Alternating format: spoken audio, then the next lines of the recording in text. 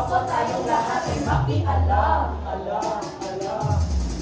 Halika, tayo'y magsaliksik, gamitin ang statistika.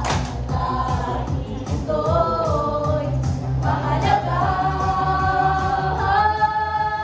Sa pagdating ng buwan ng Oktubre, ating ipagdiwang statistika'y isa buhay, ating pahalagahan.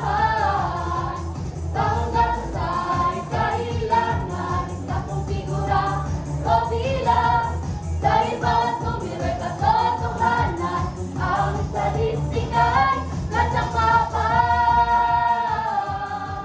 Tumungo sa kaunlaran, statistika. Daan sa kaunlaran, statistika.